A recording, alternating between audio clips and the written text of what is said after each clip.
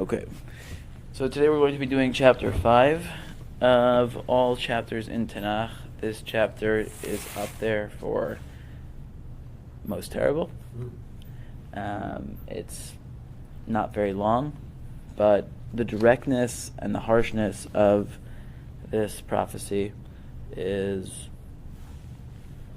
a real pick-me-up on Sunday morning. Yeah, it doesn't get much worse.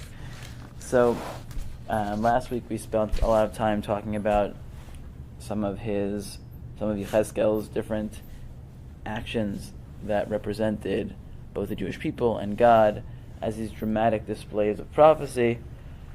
Today we're going to kind of nail down whether or not he actually does these things or if they're just visions that he conveys to the people, which is a big debate in the medieval commentators.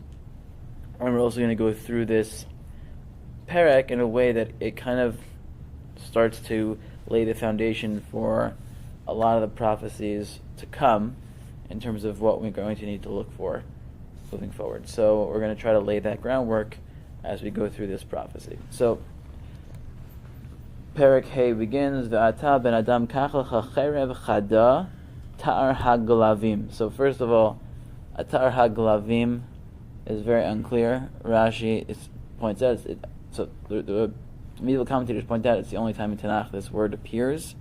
Rashi understands it as a cobbler's razor.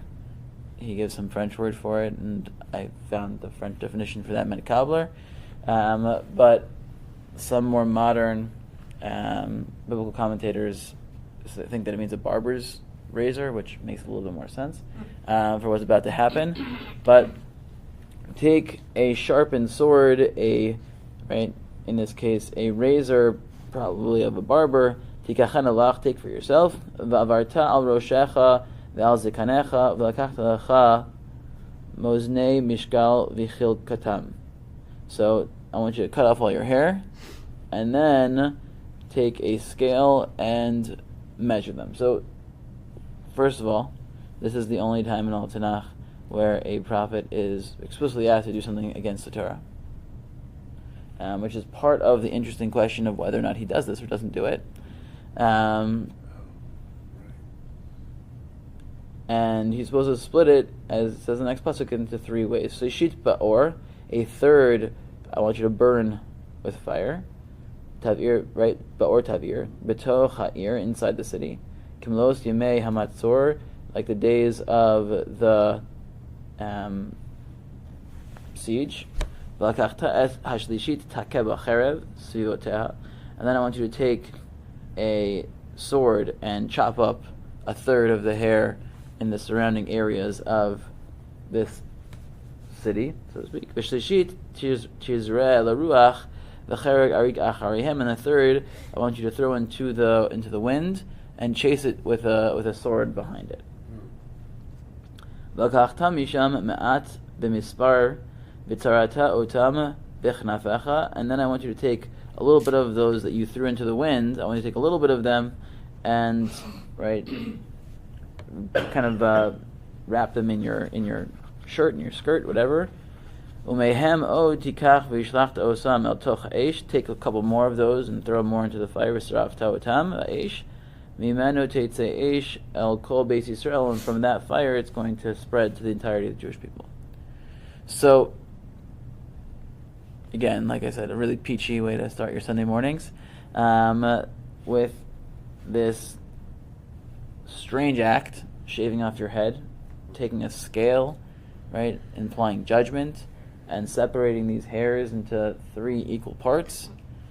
1 part fire, 1 part sword, 1 part scattered throughout the nations, and of those scattered people, some of them manage to kind of cling to some sort of situation, they make it through, some of them get burned, and that burning seems to have an impact moving forward. So, pretty disturbing stuff. In the end part of this prophecy, he's going to try to explain what exactly, how this will manifest in real life, meaning we're going to see that fire doesn't necessarily mean fire, even though it could have been. The other 2 basically are exactly what they sound like. It's also interesting to note that a lot of the earlier dramatic actions don't have an explicit explanation in the verses. We're going to get an explicit explanation of this one pretty soon. So now that we've finished all of the dramatic activities, it's worth having the conversation about exactly whether or not Yechezkel did or didn't do these things at this point. So Rashi is of the opinion, generally speaking, that he did all of these things.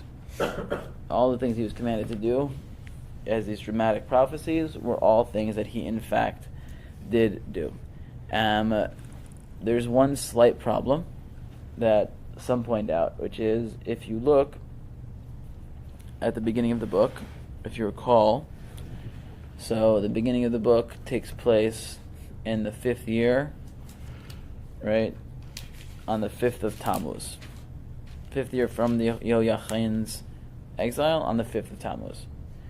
If you skip to chapter 8, verse 1 for a second, it's the 6th year, the Chamisha Chodesh, on the 5th of the month. So, if you do the math of how much time elapses from the first prophecy until chapter 8, in a normal year, it would have been 407 days. If you recall, he waits 7 days amongst the Jewish people, and then he spends 390 days on one side, and then another 40 days on the other side, which would be 430 days. So it would be impossible, if this is all chronological and everything's kind of going in sequence, for him to have had enough time to do his quiet, lying on his side things, as well as any of the other things in that time period. Because of that, the Seder Olam says, I have a solution. It was a leap year. So you add 30 days, and you go from 407 to 437. And you have your 7 days, your 390 days, and your 40 days, right, which after you could have anything else, like the shaving of the head, or any of these things which could have happened at the same time, until you get to Perek Ches, which is the next kind of time that we have explicit in the Psukim. So that's kind of the arc of most of the arguments to say it could have happened. So I don't understand why we would say that it didn't happen. On the flip side, the Radak, the Ibn Ezra, the Rambam, they all say God doesn't ask prophets to do really strange things like this. This is not normal, right? Thus, lying on your side for such long periods of time, and then the cutting of your hair, which is against halacha. God's not going to ask a prophet to do those things. It may be a vision, it might mean something, it might be part of what he's supposed to convey to the Jewish people, but that is not how this prophecy works. And so they have the opinion that in fact none of this happened, and it doesn't even matter the timeline and all of that stuff. It's not relevant. The point is that that's not how prophecies work. These must have been things that he saw that were meant to convey a certain reality. So that's the big debate going on here. I don't have any clarity myself in terms of how to navigate that debate other than to just present it. But it's really interesting to think about. Would a prophet do these really strange things? I mean, I guess if God tells you to do something, you do it. But God tells you not to cut your payot and then here all of a sudden shave off your head. It's a hard thing to figure out. Anyways, so this is one of the examples that I've talked about how Yechezkel is a very hard book, right? The rabbis, there are certain things in the book the rabbis are a little bit not sure about. This is another example of, right, a halacha or something that seems to go, or just something that Yechezkel does that seems to go against the Torah, right? So we talked again, and we'll talk again about God's punishment of intergenerations or a person for their previous sins, and how that differentiates Yechezkel's perspective from the Torah's perspective. But here again, you have a very important halacha that seems to be at odds with Yechezkel's actions. So, do the commentators, those who don't think this happened, also don't think that he was lying aside for? So in that one, though, Hashem changes what he wants to do to make it, sort of kosher, going from human excrement to kosher animal excrement, suggesting, and like there's a back and forth, right? Yeah, Meaning, yeah. so in this vision, there must have been, right? Meaning so they this. would still say, even though God relented and sort of gave him, call it a pseudo kosher way, Right. to carry it out. It was still all- think that the ones who don't believe it happened still don't believe it happened. Yeah, meaning it was all in a vision. Even the back and forth, right? So it has to be explained as to why, but it was all, right, not an actual reality. In his vision, he had this dialogue with God. Again, I never had prophecy, so it's hard for me to really speak with it about it. But right, that's my sense of what they would explain that back and forth. But it's a good question. Okay, so moving forward. So now we have, right, this terrible prophecy about the three different parts. And now we're going to get a sense, at least the beginning sense, as to why. Just to repeat one more time as a prelude, this is something we've also discussed a decent amount. The Jews, certainly in Yerushalayim, even of Babylonia, the Jews that are being talked to by Yechezkel at this point, all believe that God would not let his temple be destroyed. One of the interesting things that Dr. Genzel adds that I hadn't seen beforehand was she points out that there were a lot of these central temple cities in the Assyrian and Babylonian empires, respectively, right? So each of them had these cities that had a big temple in it, and it was this particular god in that temple, and it was known that this was a temple city and it was an important city. And from the perspective of, right, these nations that Yerushalayim was under their control at this time, was that it was just another one of these temple cities, right? Meaning they had seen what had happened when Sennacherib had tried to attack Yerushalayim. They'd seen the God of Jerusalem, right, protect Jerusalem. So, in their pagan, right, ideology, for them, no skin off my back to believe in another God. That's fine, right? So they also believed that Jerusalem had a certain protection from its Jerusalem God. And so her point is that it wasn't just the Jews who believed this. It was really everybody who seemed to have this same notion that, oh, this was a protected city by this God. And if it were to be destroyed, right, the irony is that from the perspective of these polytheistic nations, basically it's like, oh, well, I guess that God who was once powerful, he got his knees chopped off, right? And right, some of the other gods must have taken him out a little bit and taken him down a rung, so that's why it was now open season to, right, destroy Yerushalayim. So meaning they have a way of thinking about this, and that way of thinking about it may have also influenced, right, the Jewish thinking. It wasn't just their experience of the just Beis Hamikdash never being destroyed. How could God ever destroy it? What would the nations say?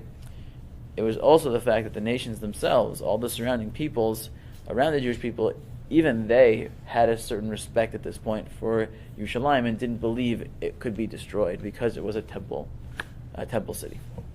So is this referring to what's going to happen to the people? This thing with the hair and a third are going to be... Yeah. Okay, so pasuk hey, Ko Amar Adonai Elohim Zos Yerushalayim Betoch Hagoyim Samtia Usivosea Aratzot. Right, so this is Yerushalayim amongst the nations. I placed her, right, and right all of the things that are all the lands that are around her. Vatemer es mishpatai lirisha min hagoyim v'eshukosai min ha'aratzot asher sivosea ki mishpatai ma'asu v'chukosai lo halachu bahem. So this is interesting. So basically, Yechezkel says, and I haven't figured out if this is true or this again rhetoric, but he says that the Jewish people basically have corrupted the commandments worse than the nations around them. So it's a very strange thing to even think about. Nations around you are not commanded in these commandments. But the point is that, right, the fabric of Jewish society has been corrupted so much, right, that they have actually come to a point where they're worse than right, the non-Jewish nations that they are among. Lachein ko amar Adonai Elohim ya'an hamanachem min hagoyim asher sevivo seichem v'chukosai lo halachtem es mishpatai lo asisem v'mishpatai hagoyim asher sevivosem lo asisem. Right? So therefore, right, because you've readied yourself, you've gotten yourself to a point where you don't do anything and you don't listen to anything, and you're worse than the surrounding nations, right? And you do like their actions. Lachein ko amar Adonai Elohim hineni alayich gam ani va'asisi besochech mishpatim le'inei hagoyim. So I'm not going to leave this to anybody else. I'm going to take my full responsibility to exact punishment against you. Now, there's a couple of things that are very... Sorry. So first of all, we're going to see it keeps on happening. But from Pasuk Hey until the end of the parak, not that many verses, right? It's like 13 verses, something like that. 12, 13 verses. 13 if you include both, right? So it's 13 verses. In those 13 verses, God is going to repeat that He's the one doing this 7 times. That's like a lot of times in 13 verses to keep on saying, right? And that's part of what makes this such a harsh prophecy, is that God continuously, meaning at least through Yechezkel's voice, continuously says again and again and again, right? And I am going to exact punishment. I am so angry. I am, right, going to... It's coming from God again and again and again and again and again. Also, even the lachein, right, therefore, trying to give, right, it's like the same, it's almost like the same explanation a whole bunch of times. Because you didn't listen to me, because you didn't listen to me, because you didn't listen to me, because you didn't listen to me. And we're going to see, Dr. Genzel actually does a great job of, in particular, of picking up on a little bit of the language that is ubiquitous in the rest of Sefer Yechezkel, but also has its roots in the Torah itself, in terms of trying to clarify what exactly is going on. Because it's very vague at this point, right? Meaning the rest of the book, a lot of it's going to go through, at least until we get to the destruction. In the destruction prophecies, we're going to get a lot more clarity moving forward what it is that they did so wrong. And we have a sense, because we learned Melachim before this, so we have a sense of the buildup, right, that's gotten the Jewish people who are in Yerushalayim to this point. But from Yechezkel, right, you're still in the dark, right? You still, because you didn't listen to me. You're so bad. Like, okay, like, tell me what I did. So that's also a little bit of a part of the harshness here, is that it's just all encompassing. Pasuk Tet. V'asisi bach eis asher lo asisi v'eis asher lo easeh kamahu od ya'an kol to'avosayich. Right, so I'm going to do to you like I had never done before, right?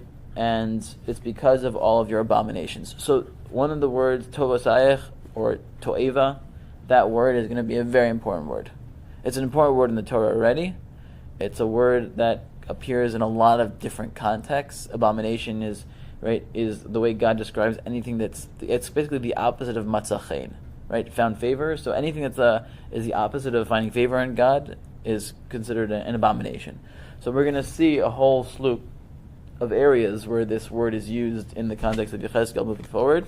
For Dr. Genzel, it's a very important word that even gets development in Yechezkel, doesn't get anywhere else. Like, for instance, in some prakim later, we're going to see to'avot ra'ot, right? So it's going to be terrible abominations, and to'avot gedolot, great abominations. We're gonna have adjectives heaped on to the already harsh word of to'eva in a whole different contexts that we don't have elsewhere in Tanakh, but Yechezkel uses them to highlight them. Lachein, and this is again a single time where nothing ever happens quite like this next pasuk. We have half of this in other contexts, like in the tochachas of whatnot, but the second half we don't have. Lachein avot yochlu banim, parents will eat children, that we have in the tochacha and other places. Betochech, amongst you, ubanim yochlu avotam, we never have anywhere else in Tanakh, right? That not only will parents eat their children, but the children will eat their parents. Va'asisi bach shvatim v'zereisi eskol sh'iriseich l'chol ruach, right? And all of the remains of you will be, right, spread out by the wind. So again, every time you come across these psukim that talk about this type of stuff, you get, I don't know, the goosebumps. It's disgusting. It's hard to even wrap your head around what could get so bad to a point that this happens. But again, it's to highlight how awful it's going to be. Lachein chai ani neum Adonai Elohim im lo ya'anes mikdashi times bechol shikutzayich v'chol to'avosayich v'gam ani egra v'lo sachos einai v'gam ani lo echmol. So this is a very harsh pasuk as well. So this is the key. The two things, right? This double language, v'chol shikutzayich, sheketz, right? It's like a disgustingness. And then the chol to'asayich, all of your abominations. These two words are going to be used in different contexts throughout the rest of the chapters of destruction, and we're going to have to decipher what it is that they are. Which two words again? Shikutzayich, sheketz, and to'avotayich or to'eva. Okay. Okay, so one of the things that you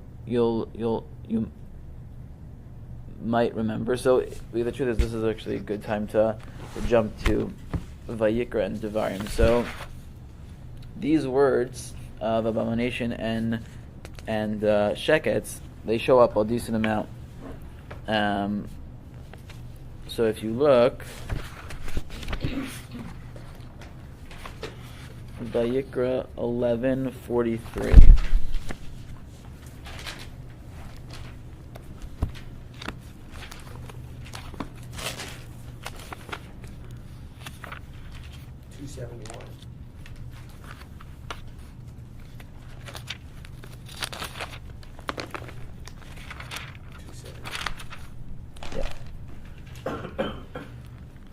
So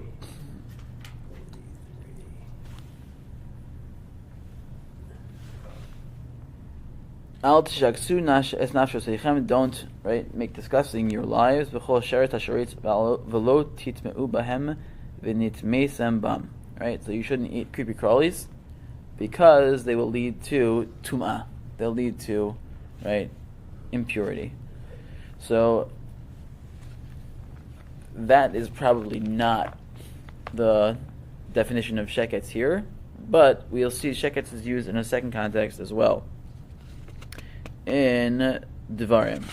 So in Vayikra, you generally have it used in this context of eating creepy crawlies.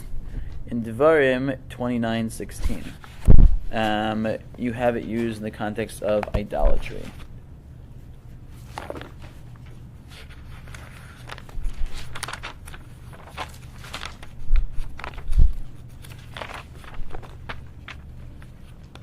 And there are a couple examples of these in both places. I just figured we'd grab one. Sorry, what was the 29:16. 498. Mm-hmm.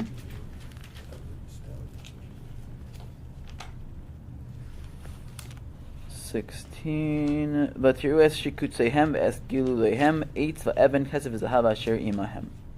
Right, so it's referring to the various types of idolatry: sticks, stones, gold, silver. Those are the things that are, right, the shikutzeihem. Right, they're giluleihem, they're idols made of these various materials. So we know that, right, the notion of paganism and bringing certain idols into the Beit HaMikdash is one of the ways the Beit HaMikdash becomes defiled. Right, and it's probably no mistake that both eating, right, shikutzeihem and, right, idolatry are both things that bring tumah, that bring impurity, and it would make sense, right, that one of the, right, major mistakes of the Jewish people at that time, right, is misunderstanding God as not being the supreme God, but being one of many gods, and what that might lead to being brought into the Beit HaMikdash, and the result of which the Beit HaMikdash ultimately getting destroyed. Right? I think all of those things fit together in terms of tum'ah, impurity, and what we know already from, right, the books of Malachim in terms of what the Jews did on a regular basis. That was a big problem. We're going to see that throughout the rest of the book, in terms of abominations and other things, that it rips at the very fabric of society as well. It's not just the idolatry; it's the societal issues as well, in terms of the land, in terms of between man and his wife. In a lot of different contexts, we're going to see the abominations play out, and we'll note them along the way. But the shekets, right, seems to be at least, right, this part of the sin. Fine. So back to Yechezkel.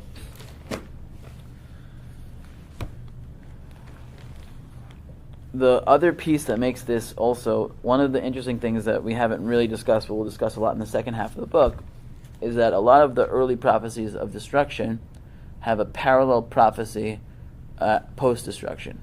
Right, we're going to see, and we'll do a lot of that the second time we come across it. We'll kind of reference back and say, oh, this is kind of making up for, right, the certain prophecy of destruction. So there's a couple of exceptions. It's interesting that the language here is a whole bunch of positive words with negative, right, adjectives, right? So echmol, right, is chemla, or tachos, right, are all words that are normally used in contexts of God being appeased or forgiving.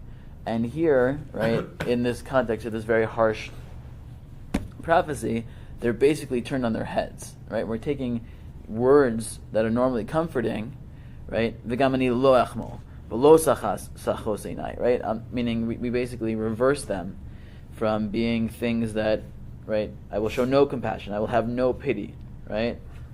Those are right ways of kind of highlighting the harshness here, is that, right, some of the things that we always hope, even in our darkest times, God will still have that merciful, right, attribute to him, right? The irony, or the reality of this moment is that those things are in themselves reversed, and God's saying absolutely not. There's going to be no pity, there's going to be no mercy. It's going to just be terrible.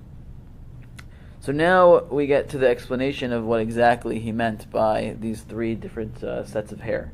Now we kind of get a actual explanation. Shlishiteich badever yumusu.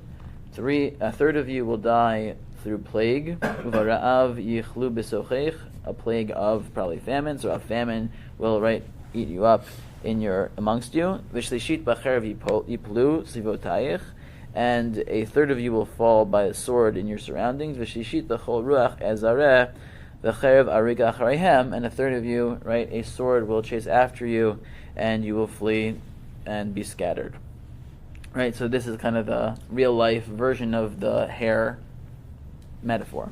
V'chala api v'hani chosi chamasi bam v'hinechamti v'yad'u ki ani Adonai dibarti b'kinasi v'chalosi v'chamasi bam. Right, and again, right, and this destruction, you'll know it's from me, right? I, God, am the one doing it, right?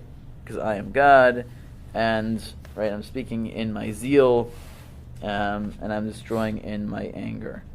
Ve'etnich lecharba ulecherpa bagoyim asher sivosayich leinei kol over.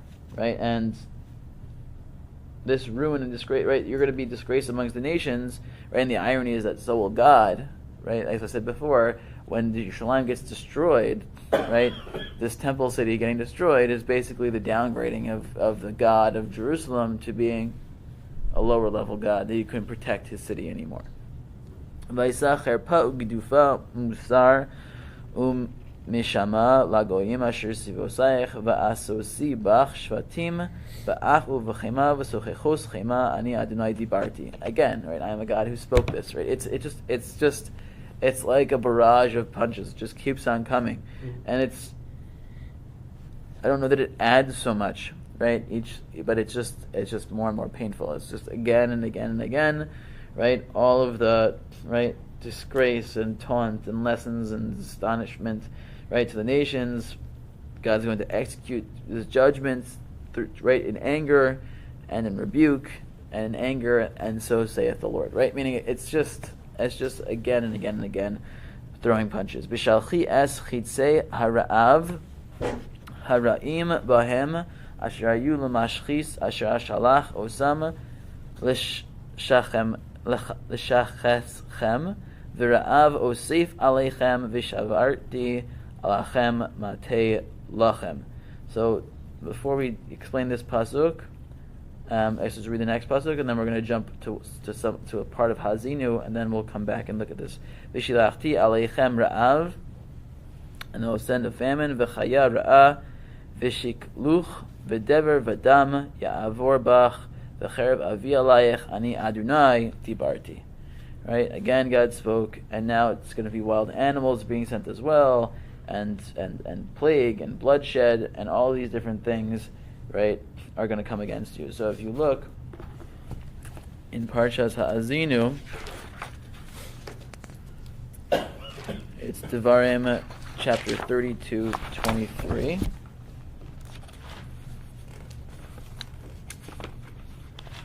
Five hundred 506.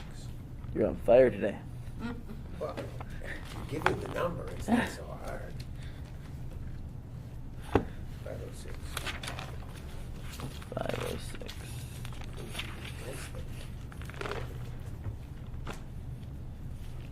So, I shall accumulate evils against them. My arrows shall I use up against them. Bloating of famine, battles of flaming demons, cutting down by noontime demons, and teeth of beasts shall I dispatch against them, with the venom of those that creep on the earth. On the outside the sword will bereave, while indoors there will be dread, even a young man, even a virgin, a suckling, with gray-haired man. Right? So you have here, right, what could be, right? So you have arrows of famine, which is basically what we have happening in our verse. We have wild beasts. We have swords attacking on the outside versus this other stuff happening on the inside, i.e. the famine. And, right, it's basically mirroring what Yechezkel is referencing here. And if you look a little earlier in chapter 31, verse 29, so one page earlier, for I know that after my death you will surely act corruptly. Right? And you will stray from the path that I have commanded you, and evil will befall you at the end of days if you do what is evil in the eyes of Hashem to anger him through your handiwork. Right? And so the way that this pretty terrible prophecy ends, right, with this, right, God sending down these arrows of famine, which is going to destroy them because right, shichaschem, same language from Azinu. So that's how you get to this terrible conclusion. So just to summarize this very fun chapter, we have the final dramatic prophecy or action of the cutting of the hair. We had a discussion about whether or not that took place, didn't take place, and really use it as a launching pad for talking about all of the dramatic actions. Did they all take place, or were they all just a symbolic vision that took place that he then conveyed to the Jewish people? We then highlighted that in this section, this very short section, Pasuk 5 to Pasuk 17, you have this incredibly terrible prophecy about what's going to happen. 7 times God highlights that this is from him because we have gone down the path of sheketz and to'eva. We kind of discussed a little bit more sheketz than to'eva. We're going to discuss to'eva moving forward as we come across them. But these two words are they're lightning words for Yechezkel. He associates them with a whole bunch of things. It means a whole package of issues to him. And there are certain things that we don't have elsewhere in Tanakh, which highlights how bad this chapter is. We have the commandment to do something against the Torah. We have the not only parents eating children, but children eating parents. We have again and again and again, right, the fact that God is not going to be merciful. God's not going to, right, hold back any punches in a way that we don't have, right? Those are normally words of good, right? Those are normally words of mercy and being slow to anger. All those things are normally things that we find in the positive, and here they're actually used to highlight the negative. So we have just layers upon layers upon layers, which makes this chapter such a low point in the book. We're not quite out of the woods yet. We have a couple more chapters that are going to be pretty bad before it starts moving a little bit. It doesn't get better until we get past the destruction, but this is kind of the nadir in many ways of the book. So thank you for bearing with me and getting through it. Can we go back to the hair? Yes. So, I don't know why this bugs me, but shaving your head, baldness, in some ways, I guess, is equivalent to death. Like, that's what they did, to people who were idol worshippers? So mourning. There used to be a mourning practice of idol worshippers.